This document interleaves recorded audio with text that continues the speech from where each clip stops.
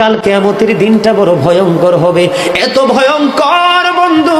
আমার নবী বলেছেন উলঙ্গ অবস্থায় মানুষগুলো হাসুরের ময়দানে একত্রিত হবে রে। ও বন্ধু, প্রত্যেকের কবর থেকে ওই হাসুরের ময়দানটা কমপক্ষে 50,000 বছরের রাস্তা হবে রে বন্ধু।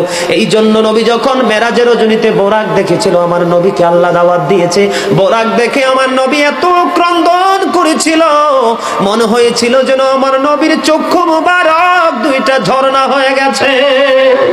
রে যুবক, কাল কিয়ামতের দিন ঘাম এত ঘামবে রে, কেউ মাজা পর্যন্ত, কেউ নাভি পর্যন্ত, কেউ বা আবার পুরো শরীর বন্ধু ঘামের নিচে ডুবে থাকবে, আবার মাথার মগজ টকবক টকবক করে উতরাইতে থাকবে রে।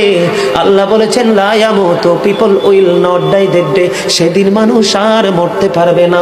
আল্লাহ বলেছেন ফিহা ওয়ালা ইয়াহইয়া, people will not be able to live that day, মানুষ সেদিন বাঁচতেও পারবে না।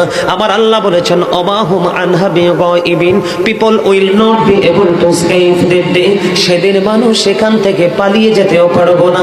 রে দুর্গাপুরের যুবক, হাদিস শরীফের মধ্যে এসেছে কাল কিয়ামতের দিন আল্লাহর আরশের ছায়া ছাড়া কোনো ছায়া থাকবে না। ওই কাল কিয়ামতের দিন এই দুর্গাপুরের যুবকগুলো চাইয়া দেখেন চাতক পাখির মতো বসে আছে। আমার কাছে এত সুন্দর লাগে রে যুবক, আমার হৃদয়টা ঠান্ডা হয়ে গেছে, কলিজা ছুঁয়ে গেছে তোমাদের উপস্থিতি এবং মনোযোগ। আল্লাহ রাব্বুল আলামিন হাদিস শরীফের মধ্যে এসেছে কাল কিয়ামতের দিন আর 7 শ্রেণীর মানুষকে আল্লাহর আরশের ছায়ার নিচে জায়গা দিবে রে।